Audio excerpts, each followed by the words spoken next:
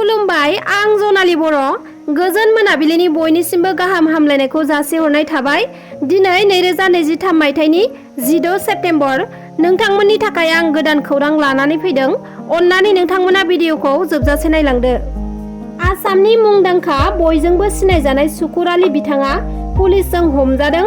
सुकुर आलीखौ आसामनि गोबां सुबुंफोरानो सिनायो। आसामनि गिबि मन्त्रि डक्टर हिमन्त बिश्व शर्मा बिथाङाबो सुकुर आलीखौ सिनायो।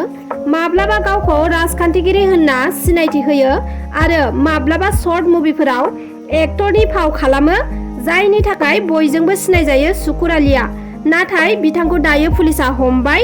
आयेन बेरेखायै मोसौ बेदर लांनायनि दायाव हमजादों सुकुर आलीया। सोनाब बंगनि मानसाइनिफ्राय गौरीपुरसिम मोसौ बेदरखौ लानानै थांनो नाजादोंमोन सुकुर आलीया। बेयावनो गलगन्जनि बेलगुरियाव 35 केजि मोसौ बेदरजों लोगोसे हमनो हादों सुकुर आलीखौ। सानफ्रामबो आयेन बेरेखायै मोसौ बेदर लांनानै फालांगि खालामनायनि अजदजों रायजो राजाफ्रानो स्कुटियाव मोसौ बेदर लानानै फैबाय थानाय सुकुर आलीखौ हमनानै पुलिसनि आखायाव गथायनानै होदों। ओजोंहाय रायजो राजानि अजदखौ नंखाय होननानै फोरमायथिदों सुकुर आलीया। सानफ्रामबो मोसौ बेदर लाङा, हमजानाय सानखालि बिनानावनि जुलि थानायनि थाखायसो मोसौ बेदरखौ न' फारसे लांनो थाखायसो लाबोदोंमोन होननानै बुंथिदों बिथाङा। नाथाय आयेन बेरेखायै मोसौ बेदर लांनायनि दायाव पुलिसजों हमजाबाय सुकुर आलीया। फैगौ 2023 मायथाइयाव जायफोर फरायसाफोरा मेट्रिक आनजाद होगोन बिथांमोननि थाखाय मोनसे गोनांथार फोसावथाय। सेबानिफ्राय गासैबो इन्सपेक्टर अफ स्कुलनिसिम गांसे लाइजाम हरदों। लाइजामनि गेजेरजों फोरमायथि हरदों दि फैगौ 2023 मायथाइनि मेट्रिक आनजाद एबा SSLC आनजादा फेब्रुवारि दाननि गिबि सप्तानिफ्रायनो जागायजेनगोन। नाथाय देग्लायनि आनजादाव एसे सोलायनानै होनाय जादों। देग्लाय फरायसाफोरा सोंनाय बिलाइनि 50% फिननायखौ OMR शीटआव होनो नांगोन। अदेबानि सोंनाय बिलाइनि 50%आ 1 नाम्बारनि जागोन आरो बे 1 नाम्बारनि फिननायखौ होनो थाखायनो OMR शीट होनाय जागोन, जेराव फिननायफोरा अपसन थागोन आरो बबेया सैथो फिननाय बेखौ नोंथाङा सायख'नो नांगोन। मोनब्रै आयदानि सोंनाय बिलाइनि 50%खौ OMR शीटआव फिननायखौ होनो नांगोन। आयदाफोरा जाबाय English, general mathematics, general science आरो ससियेल साइन्स। जाय OMR शीटआव फरायसाफोरा फिननायखौ होगोन, बे OMR शीटखौ उनाव कम्पिउटाराव नायनाय जागोन। फोरमायथिनो गोनांदि सोंनाय बिलाइनि आद्रा थानाय 50% नाम्बारनि फिननायखौ होनो थाखाय सिगांनि बादियैनो मोन 16 पेज थानाय खाताखौ होनाय जागोन। जायफोर फरायसाफोरा इउनिट टेस्ट 1 आव जिरायदों आरो जायफोर फरायसालियाव थांबाय थादों, जायफोर इउनिट टेस्ट 2 हाफ यारलि आनजाद बायदिखौ होनायजों लोगोसे प्रि बर्ड आनजादखौ होगोन, अब्लासो बिथांमोनहा मेट्रिक आनजादाव जिरायनो मोनगोन।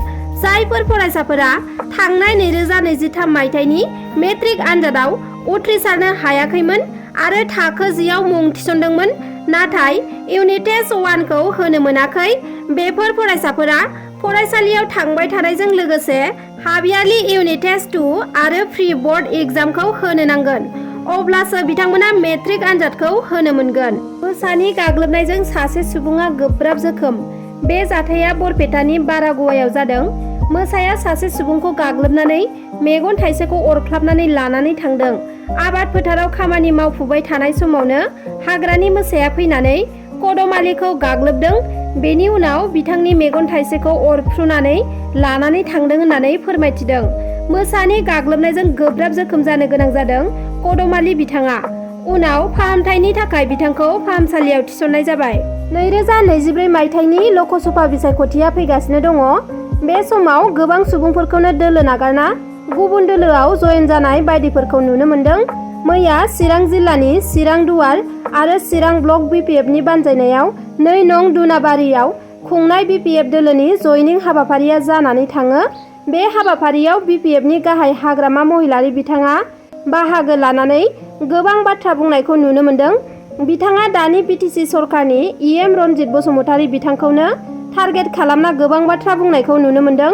खौरांगिरिफोरनि सिगाङाव फेरेंगाया गावनो BTCनि थागिबि नङा, अब्ला BTCनि थागिबिफोरखौ माबोरै होखारनो होनना सोंनानै BPF दोलोआ सरकार दायोब्ला रनजित बसुमतारी थामहिनबा बिआर फेरेंगा बिथांनो नटिस हरनानै बिथांखौसो बिटिआरनिफ्राय होखारगोन होनना बुङो हाग्रामा महिलारिया। लोगोसेनो 2003 मायथाइनि 10 फेब्रुआरिनि उनाव फैनाय सुबुंफोरासो बिटिसिनि थागिबि नङा एबा भट होनो मोना होननानै आरो बिटिसिनि इएम रनजित बसुमतारी बिथाङा गावनो 2008 मायथाइयावसो बिटिसिआव फैनाय होननानै अजद होयो हाग्रामा बिथाङा। बिसायख'थि खाथि सफैनायनि थाखायनो बेबा बेखौ खोथा बुंलायनायखौ नुनो मोन्दों खौरां बिजोङाव। मख'जाथावदि मैया सा 900सो सुबुंफोरा बिपिएफ दोलोआव हाबदोंमोन। इउपिपिएल, बिजेपि आरो गुबुन दोलोफोरनि गेदेर खहा जानायखौ नुनो मोन्दों। मैयानि हाबाफारियाव बिपिएफनि खाम्फा बरगयारी, देरहासार बसुमतारी मोनहाबो बाहागो लादोंमोन। मोनसे गिख्रंथाव जाथाय रेलगारिजों सौजानानै सासे सुबुंनि जिउ खहा जादों। बे गिख्रंथाव जाथाया जादों धेमाजि जिल्ला जनाइनि नाहरजुनाव। गुवाहाटी कामाख्यानिफ्राय मुरखंसे लेक फारसे फैबाय थानाय 15614 नाम्बारनि लाचित एक्सप्रेस रेलगारियाव सौग्रावनानै सासे सुबुङा जायगायावनो जिउ गोमायो। जिउ गोमानाय सुबुङा नाहरजुन गामिनि थागिबि जयगर दलेनि फिसाज्ला काशिनाथ दले होननानै मिथिनो मोननाय जादों। बेखौ लानानै ओनसोल नाङैनो दुखुनांथाव थासारि सोमजिहोदों। मख'नो गोनांदि थांनाय बेसेबा गोबावनिफ्रायनो काशिनाथ दलेया जावलिया बादि जानानै गिदिंथिंलाबायग्रा जानानै दङमोन होननानै ओनसोलनि सुबुंफोरा फोरमायथिदों।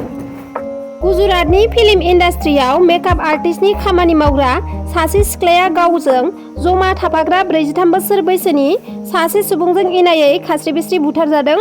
बुथारजानाय सिख्लानि मुङा जाबाय नैना माहात, 28 बोसोर बैसोनि आरो बुथारग्रा दायनिगिरिनि मुङा जाबाय मानुहार शुक्ला।